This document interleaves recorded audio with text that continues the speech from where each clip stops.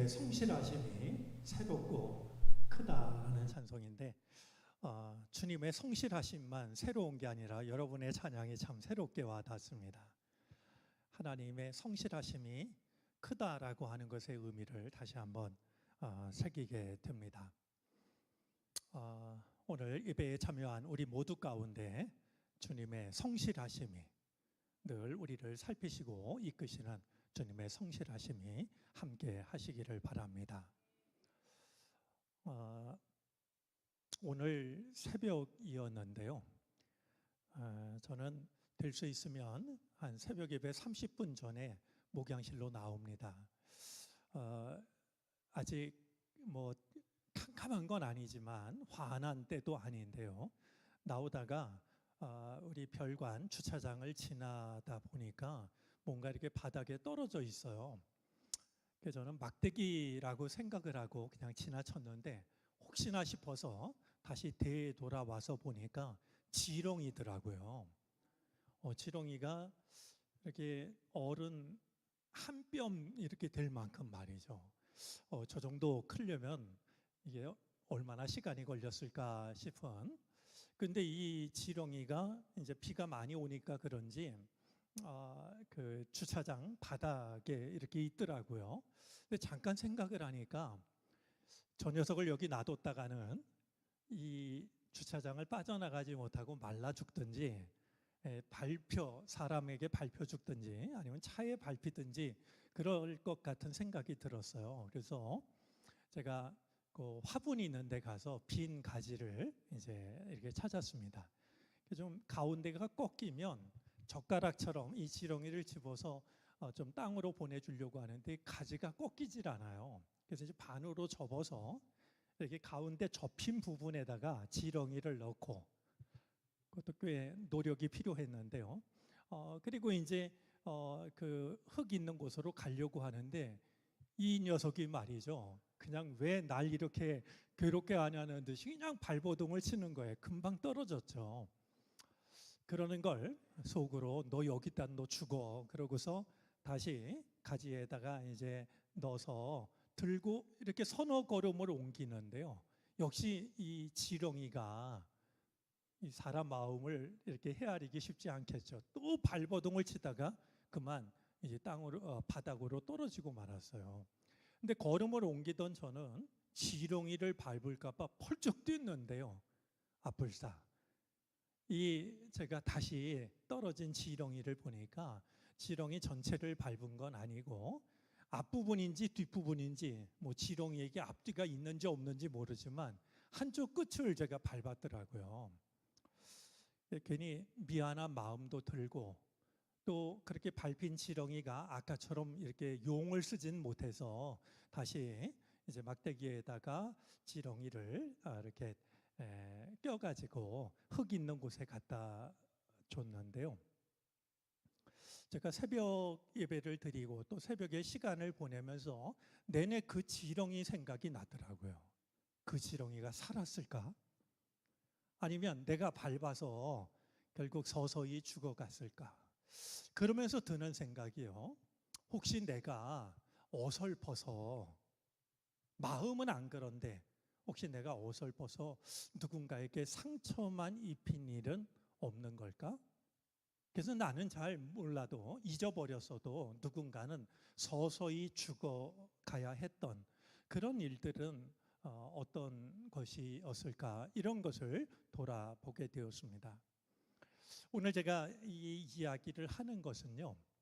어제 우리 이제 교역자들이 하루 일과를 시작할 때 아침 9시에 모여서 하늘 양식을 가지고 잠깐 예배를 드리고 그날 해야 할 일들을 이렇게 점검함으로써 하루 일과를 시작합니다.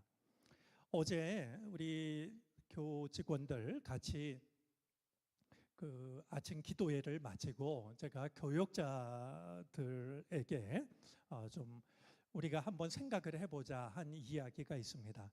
여러분들이 오늘 전혀 눈치채지 못하셨을 거라고 생각을 하는데요. 이제 우리가 성경을 읽을 때 사회자가 오늘 우리에게 주시는 하나님의 말씀은 이렇게 말하기도 하고 오늘 나눌 하나님의 말씀은 이렇게 말하기도 합니다. 근데 언젠가부터 저는 그 단어 하나가 좀 마음에 걸렸어요. 오늘 주시는 혹은 오늘 나눌 이 말은요, 이제 그 말 끝에 읽는 성경 말씀을 수식하기도 하지만 혹시 성경 말씀을 읽고 이어지는 설교를 수식하고 있는 거 아닐까라는 그런 생각이었습니다. 그러니까 내가 설교할 것을 물론 하나님의 말씀을 전하는 것이긴 하지만 하나님의 말씀과 같은 권위를 내 스스로 부여하는 것 아닐까 이제 그런 생각이었죠. 몇몇 우리 선배 목사님들하고 이야기를 나누다가 그런 고민을 같이 나누게 되었고 그래서 우리 될 수 있으면 앞으로 우리 사회를 보는 사람이 오늘 주시는 하나님의 말씀이라는 표현 대신에 오늘의 성경 말씀은 몇 장 몇 절입니다. 이렇게 표현하도록 하자 이야기를 나눴습니다. 제가 굳이 이 이야기를 하는 것은요, 혹시 여러분들이 보실 때 담임 목사한테 제일 많을 거라고 생각하는데요. 담임 목사를 비롯한 목회자들이 여러분들이 볼 때 뭔가 좀 거북한 그리고 어색한 혹은 권위적이라고 여겨지는 부분이 있으면 이야기를 해 주셔도 좋을 것 같습니다. 우리 교우들이 볼 때 좀 마음이 불편한 그런 모습들도 있고 그런 표현도 있고 여러 가지가 있을 거라고 여겨지는데요. 그런 거 가지고 여러분들이 혹시 이렇게 마음 불편해 하지 말고 편하게 얘기를 해 주시면 저희가 한번 면밀히 살펴본 다음에 우리가 좀 바꿀 수 있는 것은 바꾸고 또 버려야 될 것이 있으면 버리고 그렇지 않으면 자칫 잘못하다간 저희도 모르게 어떤 권위나 권위 의식에 물들 수 있다라는 생각이 들기 때문인데요. 여러분들이 이렇게 신앙생활 하다가 뭐 저를 비롯한 우리 교회 목회자에 대한 의견도 좋고 아니면 목회자 전체에 대한 의견도 좋고 좀 이것은 어색한 권위 의식이라고 여겨지는 그런 부분이 있다면 편하게 이야기를 해 주셔도 좋겠습니다. 자, 이제 우리 성경 말씀으로 돌아오겠습니다. 오늘 성경은 5번째 인을 떼는 말씀입니다. 벌써 4개의 인을 뗐는데요. 어린 양이 하나님 오른손에 들고 계시던 두루마리를 받아가지고 하나씩 이제 7인을 떼기 시작하는데 5번째 인을 뗄 때 일어났던 일을 오늘 본문이 기록하고 있습니다. 이 5번째 인은 순교자들에 관한 말씀입니다. 자, 이제 순교자와 관련된 일이 5번째 인과 관련해서 기록되어져 있는데요. 우리 9절 말씀을 한번 다시 보겠습니다. 그 어린 양이 5째 봉인을 뜰 때에 나는 요한은 제단 아래에서 하나님의 말씀 때문에 또 그들이 말한 증언 때문에 죽임을 당한 사람들의 영혼을 보았습니다. 자, 주님께서 어린 양이 5번째 인을 뗄 때에 제단 아래에서 죽임을 당한 사람들의 영혼을 보았다. 여러분 이게 제단 아래에서 순교자들의 영혼을 보았다라는 말이 어색하게 들리실 수 있을 겁니다. 그런데 사실 우리가 그 유럽의 문화를 보면은요 금방 이해할 수 있습니다. 제가 독일에서 목회할 때 이렇게 그 독일은 물론이고 유럽을 다니다 보면 그중 흔하게 보게 되는 모습이 있는데요. 그게 뭐냐 하면 이렇게 어디를 가다가 예쁜 예배당이 있으면 차를 멈추고 이제 들어가지 않겠습니까? 그 예배당에 들어가서 잠깐 기도하고 예배당 둘러보고 마당으로 나오면은요. 대부분의 교회는 어떠냐 하면 예배당 한쪽 옆에 말이죠, 공동 묘지가 있습니다. 어떤 묘지냐 하면 그 교회에서 신앙생활하다가 돌아가신 분들의 무덤이 바로 교회 마당 안에 있는 거예요. 여러분들 의견은 어떠세요? 우리 교회 예배당 옆에 그 교회에서 신앙생활하다가 돌아가신 분의 무덤이 있어서, 뭐 무덤이라고 이렇게 봉분이 있는 건 아니고요, 이제 묘비가 있는 거죠. 처음에는 그것이 굉장히 낯설었는데요, 시간이 지나면서 야, 이거 참 귀한 일이다. 교회 예배 드리러 온 사람들이요, 예배를 드린 뒤에 그냥 가지 않고 그 무덤을 이렇게 한 바퀴 돌면서, 그래 맞아, 그때 아무개 장로님이 교회를 위해서 헌신하셨지, 아무개 집사님, 아무개 권사님이 참 기도 대장이셨는데, 이런 거를 하나하나 떠올리는 거죠. 교인들뿐만 아니라 가족들은 더더욱 그러지 않겠습니까? 교회 올 때마다 어디 뭐 부모님 산소, 할아버지 산소를 멀리 있는 데를 찾아가는 게 아니라 예배 드리러 올 때마다 늘 곁에 있는 부모님 혹은 선친들의 이름을 확인하고 그분들을 떠올릴 수 있으니까 말이죠. 그런데 사실은 그것이 전부가 아니고요, 이제 성인들 혹은 훌륭한 지도자들은요, 그들의 그 시신을 예배당 옆에 있는 공동묘지에다가 안치한 게 아니라 예배당 안에 안치하기도 합니다. 제가 그 이탈리아 아시시에 있는 프란체스코 수도원을 방문했을 때요, 큰 감동을 받은 게, 프란체스코가 죽을 때 제자들에게 유언을 하죠. 내가 죽거들랑 나를 죄수들의, 그러니까 큰 죄를 져서 처형을 당한 그들을 이렇게 버리는 그 공동묘지에다가 나를 묻어달라고 유언을 남깁니다. 그래서 이제 이 프란체스코가 그 무덤에 묻히게 되는데요, 지금 서 있는 아시시 프란체스코 수도원이 어디에 서 있냐면 바로 프란체스코가 묻혀 있는 무덤 위에 이 수도원이 세워져 있습니다. 그리고 실제로 가보면은요, 지하로 들어가면 거기에 이렇게 프란체스코 무덤이 눈으로 볼 수 있는 말이죠.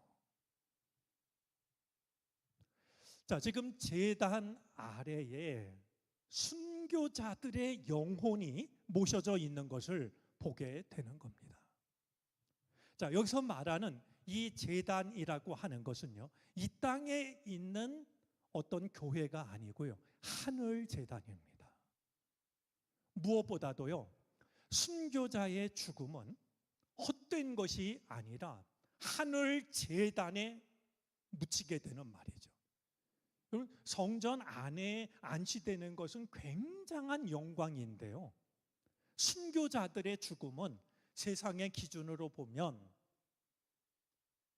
정말 실패처럼 보이고 쓸모없는 것처럼 여겨질지 몰라도 순교자의 희생은, 순교자의 죽음은 결코 헛된 것이 아니어서 이 지상에 있는 교회의 성전에 묻히는 것도 영광인데 말이죠, 그들의 영혼이 지금 어디에 있냐 하면 하늘 제단 아래에 그들이 자리를 잡고 있는 것을 오늘 성경을 통해서 볼 수가 있습니다. 자, 이제 이 말은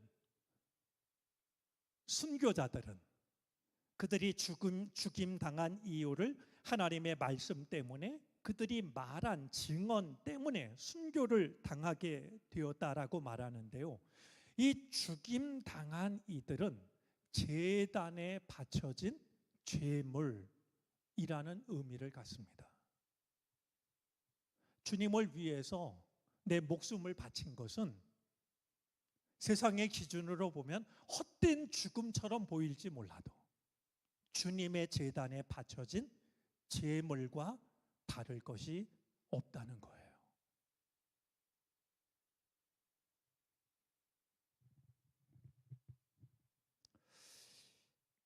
자, 그들의 죽음은 결코 헛되지가 않아서 하늘 제단 아래 그들의 영혼이 모셔져 있는, 그리고 그 죽음이라고 하는 것은 곧 하나님께 바쳐진 제물과 다를 것이 없다라고 하는 것을 확인시켜주고 있죠.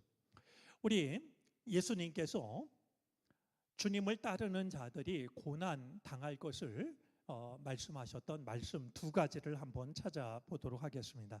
마태복음 24장 9절 말씀인데요. 한번 말씀을 읽어 주시겠습니까?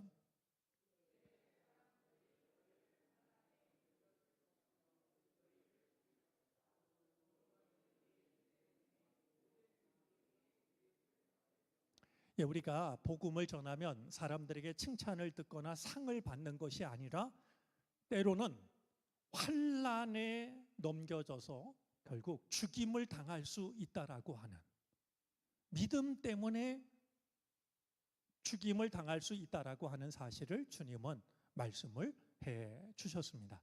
우리 요한복음 16장 2절도 한번 같이 읽어 주시죠.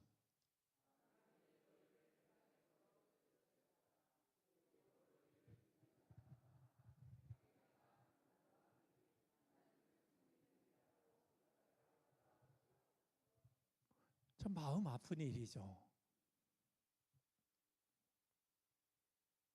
복음을 위해 헌신하는 이들을 회당에서 내쫓을 뿐만 아니라 때로는 돌로, 때로는 말로 그 사람을 죽이는데요. 그들은 그런 일을 하면서도 자기네가 하나님의 일을 하고 있다라고 생각하는 그런 때가 온다는 거예요.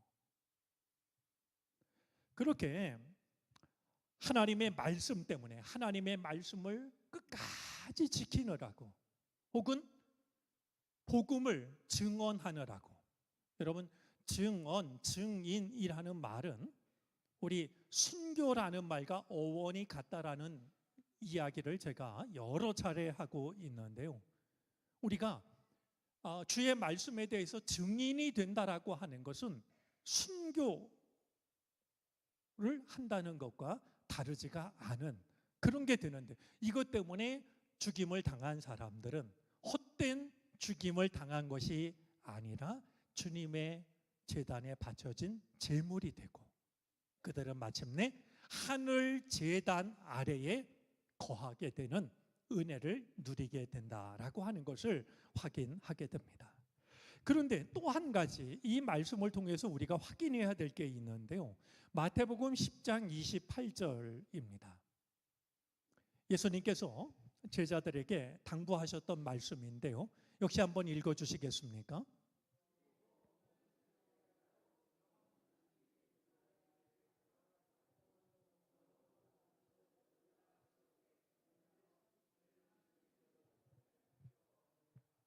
자, 사람들은 순교자의 목숨을 빼앗았지만 그들의 영혼은 건드리지 못합니다.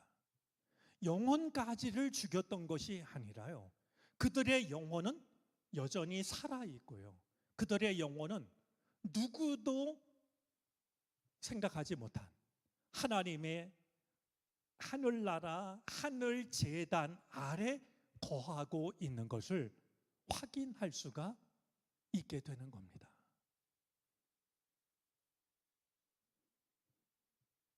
결국 우리가 주님을 위한 작은 희생으로부터 헌신 혹은 순교, 이것은 그냥 사라지는 게 아니고요, 주님이 기억하신다라고 하는 것을 우리도 기억해야 됩니다. 이 땅에서 복음을 전하다 죽었다고 다 끝나는 게 아니라, 우리를 죽인 사람들은 우리의 몸을 죽였을지 몰라도 영혼은 건드리지 못하고, 우리의 영혼은 하나님 가장 가까운 하늘 제단 아래 거할 수 있다라고 하는 것 마음에 담아두고서 우리가 주께 바치는 헌신, 희생 모든 것을 주님은 기억하시고 지키신다. 이런 마음을 가질 수 있게 되기를 바랍니다. 자, 그런데요, 이제 그들은, 즉 순교당한, 죽임을 당한 그들은 큰 소리로 부르짖습니다. 거룩하시고 참되신 지배자님.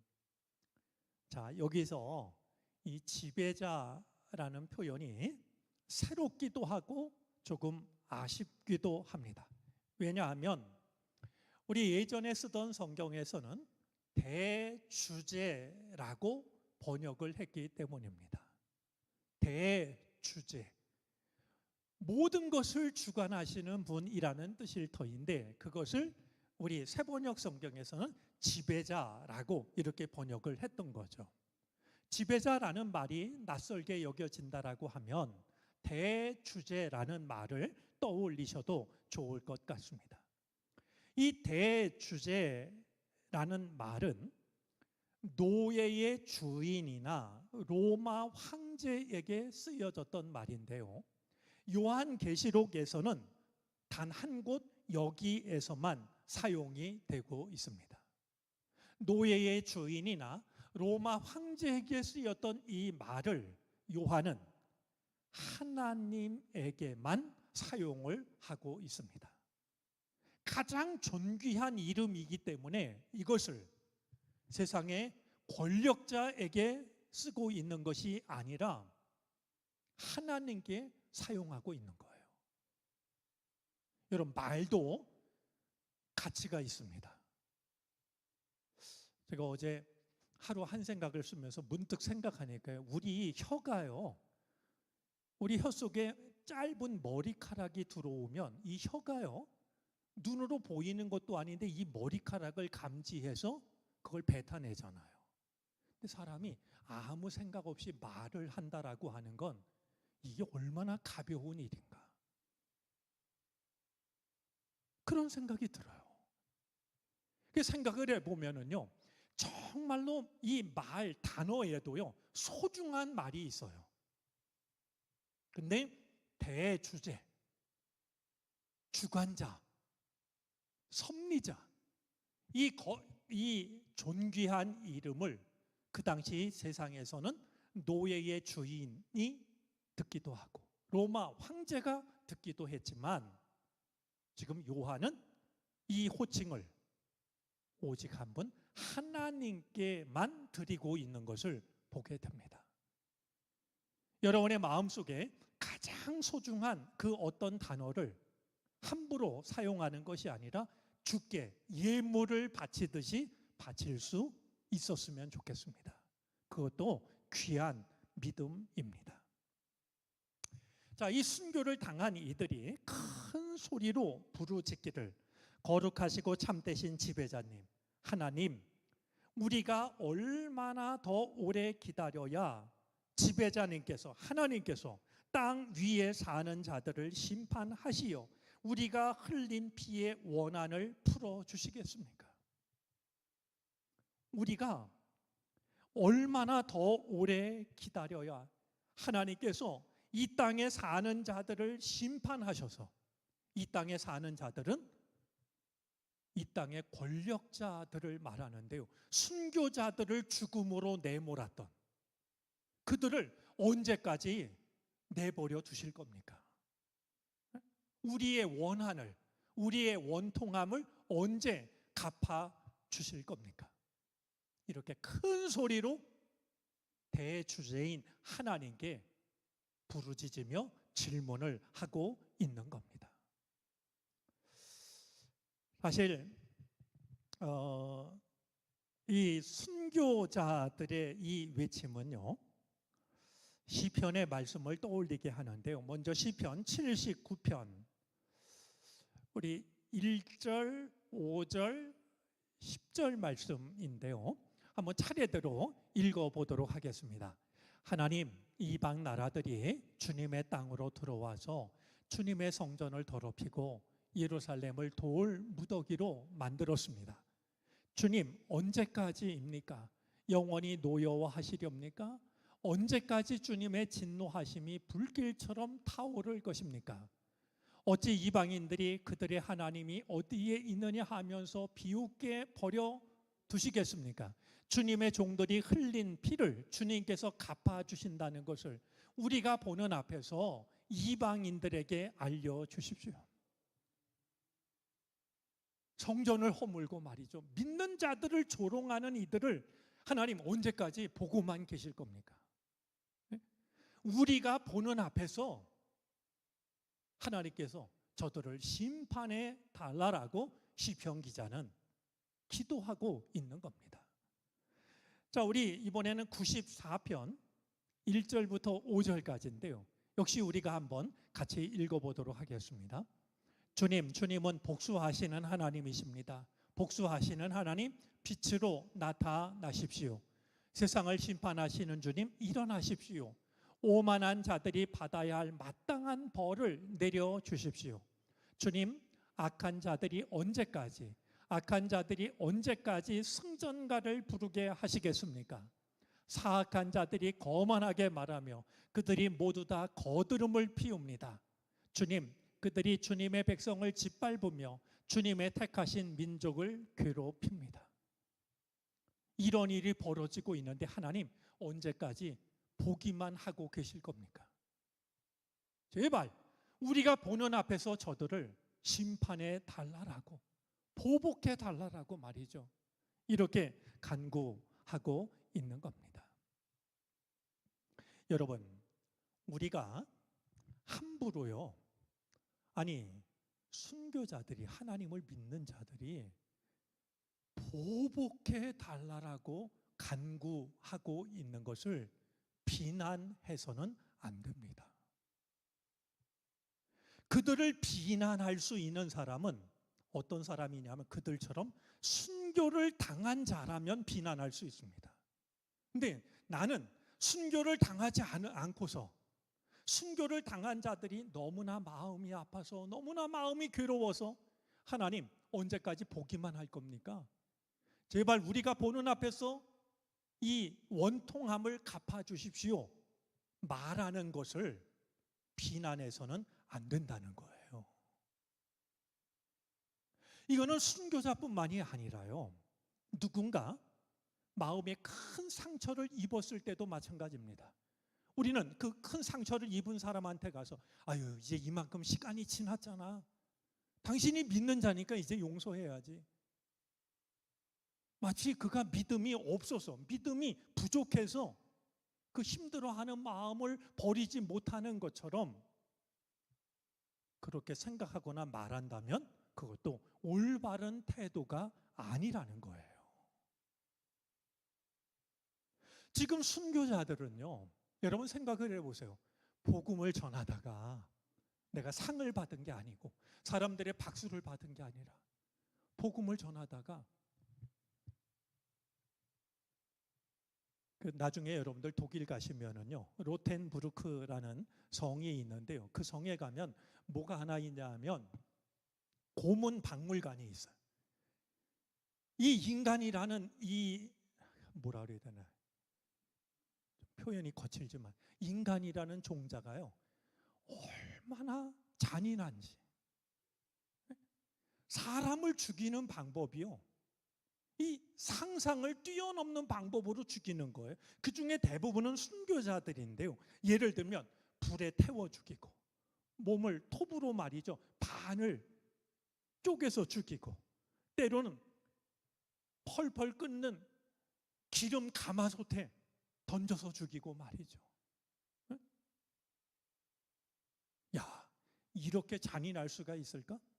지금 여기서 말하는 이들은요 그렇게 죽임을 당한 사람들이에요.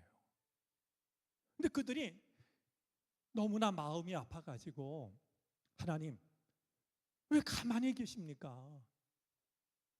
저들을 심판하셔야 되지 않아요? 그들은 하나님의 제단 아래 그 영광스러운 자리에 있으면서도 그 고통스러운 마음을 내려놓을 수가 없어서 큰 소리로 하나님께 부르짖고 있는데, 아니 순교자들이 좀 믿음이 거룩해야지, 훌륭해야지, 거기서 이런 원망을 쏟아놓고 있으면 되냐고. 주님을 위해서 고난 당하지 않은 자들이 함부로 비난해서는 안 된다라는 겁니다. 이것은 개인적인 보복 감정이 아니라요, 하나님의 정의를 호소하고 있는 거예요. 내가 억울해서 이 억울함을 풀어달라고 단지 이렇게 말하는 게 아니라 하나님이 공의로우신 분이라는 것을 드러내 주십시오. 이걸 드러내지 않으면 하나님은 공의로운 분이 아닌 것이 되는 게 아니겠습니까? 이렇게 호소하고 있는 것이죠. 자, 그런 점에서 이제 우리가 이 순교자들의 호소를 보면서요, 우리 사람과 사람 사이에서도 그 사람처럼 아파 보지 않은 채, 그 사람처럼 힘들어 보지 않은 채, 그 사람에 대해서 함부로 이야기를 하는 그런 가벼운 일들이 우리에게 없게 되기를 바랍니다. 자, 이어지는 말씀입니다. 11절인데요. 11절은 그리고라는 말로 시작이 됩니다. 이 그리고라는 말은 이 절박한 호소에 대해서 뭔가 몸을 돌리는 것 같은, 지금 이 순교자들은 너무나 마음이 아파가지고 간절하게 호소를 하고 있는데 그 다음에 이어지는 말씀이 그리고라는 말이에요. 마치 그들의 간절한 호소를 못 들은 것처럼 말이죠, 이야기를 이어가고 있다라는 느낌이 들어요. 자, 그들은 흰 두루마기를 한 벌씩 받아 가지고 있었습니다. 그들은 그들과 같은 동료 종들과 그들의 형제 자매들 가운데서 그들과 같이 죽임을 당하기로 되어 있는 사람의 수가 차기까지 아직도 더 쉬어야 한다는 말씀을 들었습니다. 자, 이 말씀은 무슨 뜻일까요? 이미 적지 않은 사람들이 순교를 당했는데 그것이 전부가 아니라는 거예요. 여전히 순교를 당해야 될 사람들이 남아 있다는 거예요. 그러니까 하늘 제단 아래 이제 쉬고 있는 그들이 순교자의 전부가 아니고요, 아직도 순교를 당할 자들이 있는데 그들의 수가 차기까지, 그 수가 얼마가 될지는 아무도 알지 못하지만 모든 순교자들이 순교를 당할 때까지 이 제단 아래에서 하나님 언제까지 우리가 기다려야 됩니까?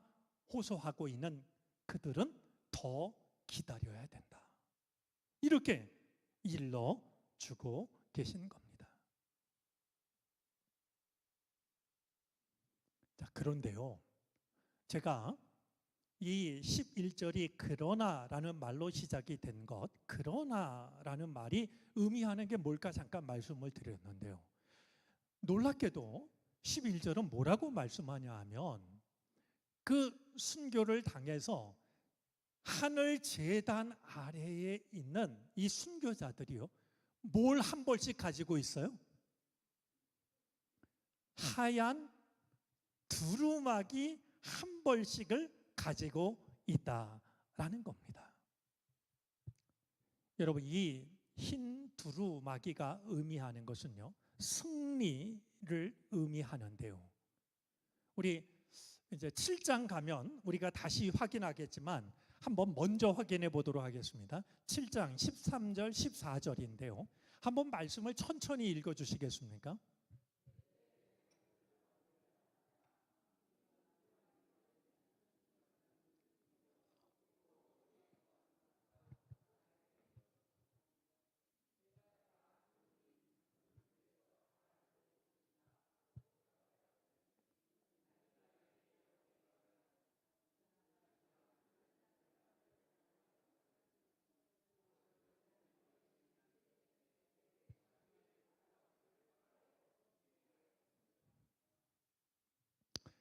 이 두루마기는요, 저기 어디 시장에 가서 사온 그런 옷이 아니고요. 어린 양이 흘리신 피에 자기들의 두루마기를 빨아서 입은, 그게 바로 흰 두루마기라고 말이죠. 여러분 생각해 보세요. 어린 양이 흘리신 피는 붉은색 아니겠습니까? 근데 거기다가 두루마기를 빨았더니 흰 두루마기가 돼요. 붉은색이 물드는 게 아니라 주님이 십자가에서 흘리신 그 보혈에 나의 죄를 맡겼더니 주님께서 나의 죄를 흰눈처럼 양털처럼 씻게 해 주심으로 인하여서요, 이 큰 환난을 당한 순교자들이 입고 있는 이 흰옷은 어디 가서 돈을 내고 내 호주머니에서 돈을 내고 산 그 옷이 아니라 어린 양이 흘리신 피에 빨아서 입은 옷, 그 옷을 순교자들이 입고 있었다라는 겁니다. 자, 이 말은 어떤 의미를 가질까요? 여러분, 지금 순교자들은요, 제단 아래에서 우리들의 억울함을 언제 풀어주실 겁니까, 하나님? 이렇게 큰 소리로 하나님께 호소하고 있지 않았습니까? 그런데 갑자기 그리고 그들은 흰 두루마기를 한 벌씩 받아 가지고 있었다, 이 말씀을 하시는데요, 성경이 기록하고 있는데 이것의 의미는 순교자들의 영혼을 깨끗하게 하는 것이 원수들을 보복하는 것보다 더 중요하다는 사실을 돌아보게 합니다. 그러니까 지금 이 순교자들은 너무나 억울해서 이 원통함을, 억울함을 언제 풀어주실 겁니까? 근데 하나님께서 내가 언제 풀어줄게 이렇게 대답하시는 게 아니라, 봐라, 그들은 흰 두루마기를 한 벌씩 갖고 있지 않니?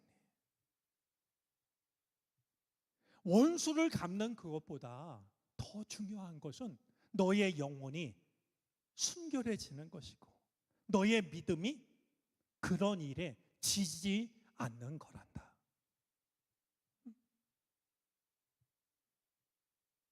그리고라는 이 말은 바로 이 메시지를 담고 있는 단어가 아닐까라는 생각을 해보게 됩니다.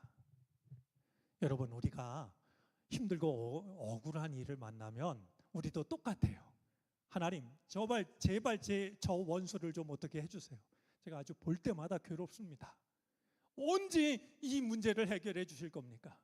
우리는 이 순교자들의 호소처럼 그렇게 말할 수밖에 없는데요, 그런 우리들에게 하나님은 이럴 때일수록 내 믿음을 순결하게 지키라고, 그리고 승리하는 믿음을 가지라고, 지지 말라고 말이죠.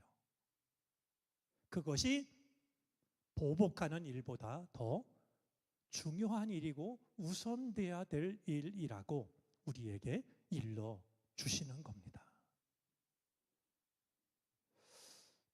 우리 다섯째 인을 떼는 이 일이 순교자와 관련이 되어 있는데, 우리들도 꼭 이 목숨을 잃어버리는 그것만이 아니라 하나님의 뜻을 위해서 내 뜻을 내려놓는 것도 순교입니다. 하나님의 영광을 위해서 나의 영광을 포기하는 것도 순교입니다. 우리가 순교자의 길을 걸어갈 수 있게 되기를 바라고, 그것이 헛된 희생이 아니라고 하는 것, 하나님은 분명히 나의 희생을 알고 계시다라고 하는 것, 그리고 우리가 순교의 길을 걸어갈 때 우리들의 억울함을 푸는 것도 중요하지만 그런 속에서도 나의 믿음을 순결하게 지키고 또 믿음의 승리자가 되는 것이 더욱 중요하다라고 하는 것 마음에 두고, 거친 세상이지만 끝까지 믿음의 길을 걸어갈 수 있게 되기를 바랍니다.